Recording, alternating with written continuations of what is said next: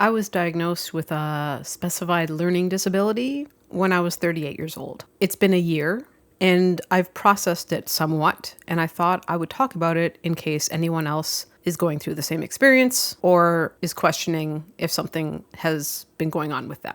So the testing for this disability was part of a larger network of assessments, a full neuropsychological examination. Often when late diagnosis is discussed, it goes under the assumption that it only happened late because whatever the person was dealing with was not apparent or noticeable to others. And I just want to say right here that that could not be more inaccurate. My learning disability was obvious since I was 3.5 years old. I cannot see reason as to why it was neglected by school staff from the time that I was in grade school all the way into high school. The solution for me throughout all those grades was just, you don't have to do math.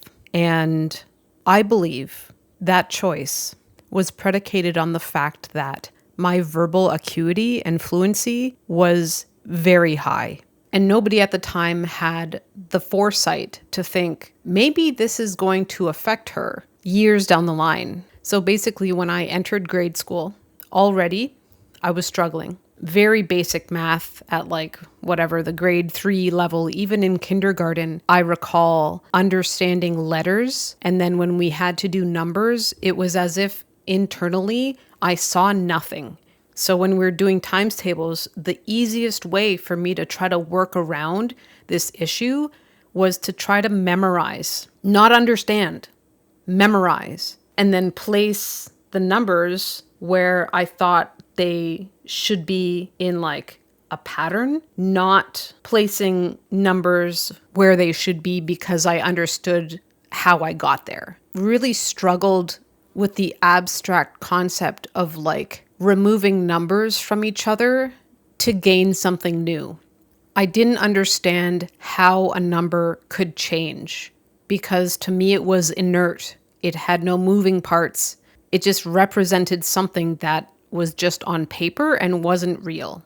I recall very distinctly loving the times tables for the number 11 because it was just a repeating pattern. Then between grade 5 and 6, I switched schools. And in doing so, I had to take a couple exams for them to assess me of where all my skills were at. So again, this thing about my language versus my numerical understanding reared its head. The gap between the two abilities was widening.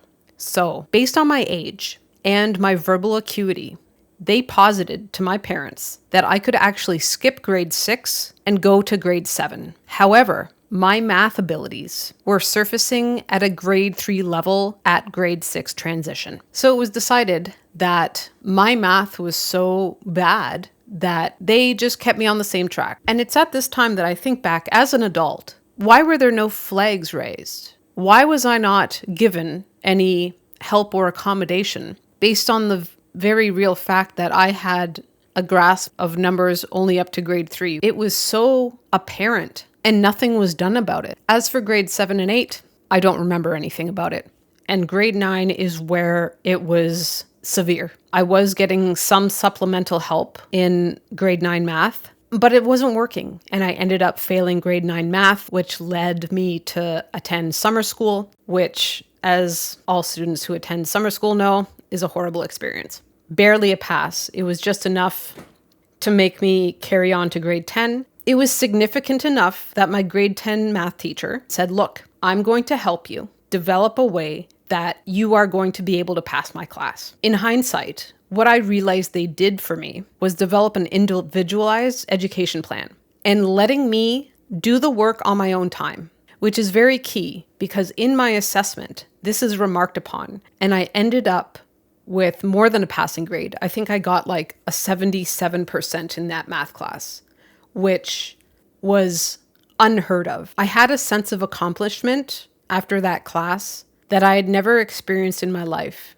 So now we're entering grade 11. And unless I had the last teacher I did, there's no way that I was going to be able to pull this off. The school decided to waive my math credit and substitute for something else. This choice completely divided my options of where I could go from there. When I found out that I couldn't pursue a medical illustration career because it was based on heavy science as well as math, it was like, okay, well, that's it. I can't do it. And there was a couple of things like that for me that represent a loss of opportunity that I could have had. Part of me was pretty delighted that I didn't have to face math ever again, but that was short-sighted of myself. Well, really, it was short-sighted of people, of adults in charge of me, because they really weren't thinking to the future. I sort of just drifted where people told me I should go, and I never critically looked at what my own thoughts or feelings on the matter was. So there was nothing really to note in terms of my learning disability during university, but it really flared again when I hit the workplace. If I worked in cafes or in retail, the whole opening, closing of the cash register and having to do those end of day tallies persistently, I could not do it. Bosses would remark, you got this wrong, or there's money missing. And I remember there would be times where the boss would have to sit down again and try to see, I'm trying to find how you reasoned this out. And it was just so embarrassing. It's like, honestly, just take me off this. I can't do it. And they're like, no, it's easy. I'll teach you. And it's like, it's the same thing over and over again. I'm telling you, I can't do it. I would also lose count very easily. So if I was doing a cash out, it would take me probably 3 times as long than one of my peers at an average math level to complete the cash out, because I would consistently lose track of the type of money that I was counting, or I would have to go very slow. But it really all came to a head most recently, where I was between a rock and a hard place.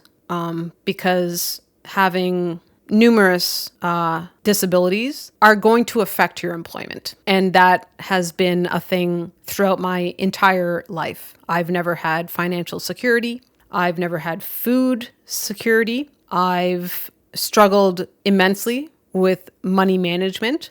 And this is all intertwined with these things that never went accounted for. So I was working at this warehouse, and it was the only job I could find. The entire job description was measurement and basic math for 8 hours a day, 5 days a week.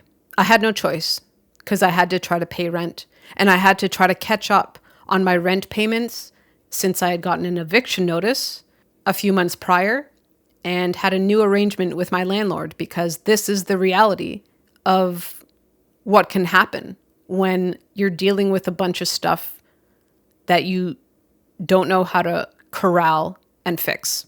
So I was relieved that I finally got a job. It didn't take very long for everything to decay, which I knew it would, because I can't do math.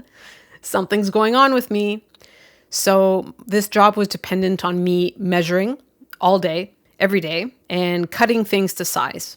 So I do also have this kind of dyslexic number thing where I know dyslexia is a very complicated issue, but in sort of the layman terms of the idea of mixing numbers or letters back and forth, that's something that happens to me. So for instance, if I was cutting some plastic that was 19 by 87, I would measure 19 inches 3 times. And then something in my brain would say 78. And then I would look 78, 19 by 78.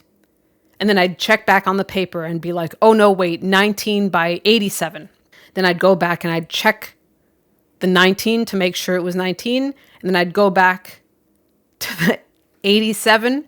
And from the time it took me to get to the table, back to the cutter to change it, my brain would still say 78. And I encountered this every single day, and I had so many mistakes. And, when this piles on you every single day and it's just continual, you just get so mad at yourself. And it's like your brain is lagging behind. It's like having a computer that is like not processing. And stepping back, I would be like, I know this number is 87. How did I mess this up 3 times in a row and still think 78? It just ended up building up and building up. And it became more clear. I was having struggles at work, doing my literal job. About 9 months into this work, my assessment was taking place. And after I got the full results, I resigned from the job immediately. One of the things that I learned in my 30s is that 2 things can be true at the same time. So while I maintain gratitude for many things and many people in my life who have given me generous opportunities, there is still a part of me that is sort of now rising up as I've been processing my life story reconfigured with all this information, that I hold a lot of rage and regret regarding how my education went and how neglected my learning disability was at every stage. So now it seems like it's tied up neatly in a little bow, and I'm not working at that math-based job anymore. But now I'm in the phase of, don't mind the pun, recalculating my entire existence, seeing how that this math issue does not just exist in a vacuum of doing basic math every day. It has broader tentacles to other everyday aspects in my life, which need continual management. And I think one of the most devastating things in my full report was the list of accommodations that was given to me should I return to school. Reading this list not only validated my everyday experience and the internal turmoil, emotionally and pragmatically, that I faced, but it made me think of an alternate reality where I was accommodated appropriately and I did get appropriate help throughout the course of my education. And at this point in my life, it's only reasonable to start to have fantasies about what could have been. I don't think that anyone who's gone through this type of stuff is not going to have those thoughts cross their mind of, if only I got this help when I needed it, how different the entire experience would be. Would I have been able to follow the things that I was really interested about because it wouldn't have been cut off from me? Would I have been able to temper the issues that I had with my self-esteem to make them not so significant and impactful? Could this have funneled me into a career that would have been lasting and satisfying, something that I've never experienced in my life, and something that kept me on the poverty line for as long as I've been a working citizen? Like, these are significant questions that I'll never have answers to. And I feel that I am well within my rights to question this and to, kind of feel shit about it, because in lots of ways I feel like I lost huge opportunities, and that took such a circuitous route back to rebuilding my self-esteem that I'm still working on at like 40 years old. So in conclusion, if you're trying to find out if something's going on with you, I encourage you to keep fighting for it, to keep searching, because to quote my favorite guy ever, the truth is out there. Thanks for watching, and I'll see you later.